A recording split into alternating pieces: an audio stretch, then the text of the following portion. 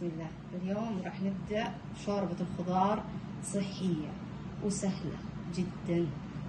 عندنا بصل أبيض، أهم شيء يكون أبيض ما يصير أحمر، الدجاج بدون جلد، بطاطس، كزبرة، نكهة، أهم شيء البهارات الصحيحة في سرة، ورق الغار واحد ما يتكثر، كوسة، جزر مقطع طبعا كذا صغير، الفاصوليا، البهارات فقط فلفل أسود، كمون، ماجي حسب الرغبة، ما نحط بهارات مشكلة فيها.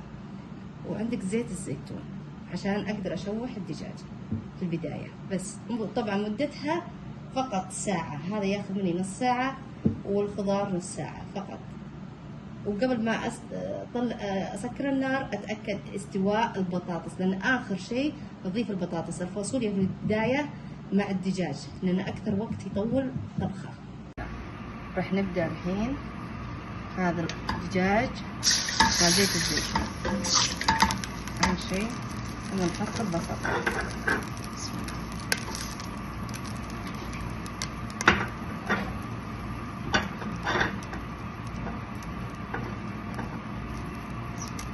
ثم البهارات. بسم الله. وأبدأ أحركها فقط، يعني يبرز نكهة البهارات مع الدجاج. خلاص الحين النار عالية طبعا، بس أقصر عليها، أضيف الموية إلى النص، ثم الفاصوليا والجزر اللي ياخذ وقت طويل. طبعا ما نملي الموية، نص القدر موية مغلية طبعا. خلاص الحين أضيف عليها الموية. خلاص أضفت الحين عليها الموية. طبعا شفتوا بس شيء بسيط، مجرد استواء الدجاج تقريبا. أحط معها الفاصوليا لأن أكثر شيء ياخذ وقت فاصوليا. وعندي الجزر. بسم الله. أرفع على النار وسط. خلاص هذه الحين خليها نص ساعة كذا، وبعد نص ساعة أزيد الموية وأضيف عليها آخر شيء الدجاج، ايش اسمه، الكوسة والبطاطس. أهم شيء الكوسة والبطاطس في النهاية لأن استواءها سريع. عندي كمان هذا الكزبرة للنكهة والبهارات الصحيحة.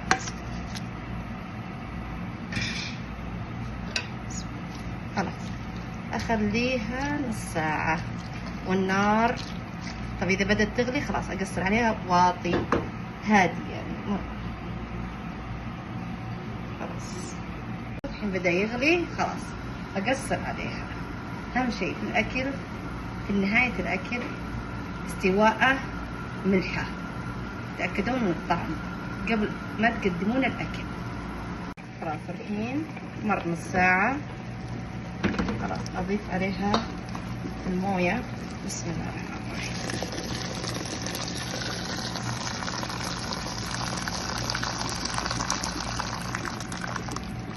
وما نملي آخر القدر، لا، ونحط عليها الكوسة. بسم الله. ننزل كل الموجود في الصحن. الله يبارك. خلاص نحركها، ثم الدفعة الأخيرة هي البطاطس، يعني على دفعات. خلاص أهم شيء بس قلنا استواء في النهاية والملح. هذه فقط، هذه شوربة الخضار أو المسلوقة اللي أي اسم يعني متداول عندكم. بسم الله. الحين إن شاء الله خلاص باقي لها تقريبا أقل من نص ثلث. خلاص أضيف عليها الحين البطاطس.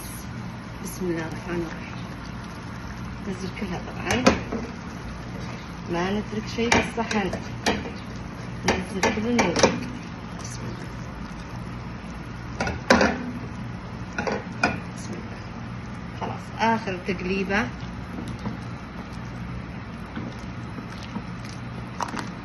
أهم شيء في الخضار ما نحاول نهرس الشيء، نحرك على خفيف. خلاص بنخليها تقريبا لين يستوي عندنا البطاطس والكوسة. هذا آخر شيء، وندوق الملح ونشوف. هذا الشوربة استوت عندي خلاص. طبعا نشيل هذه كزبرة ونشيل البهارات الصحيحة في سلطة الشاش اللي حطيناها، هذه كلها راح نشيلها.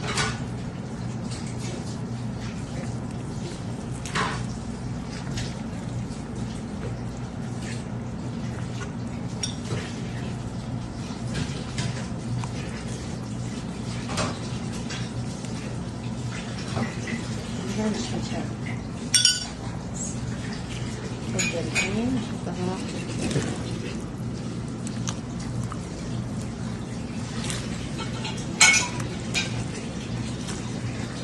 من أسهل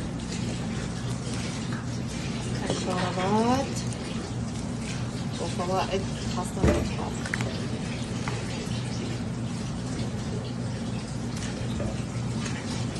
بالعافية. هذه هي الشوربة.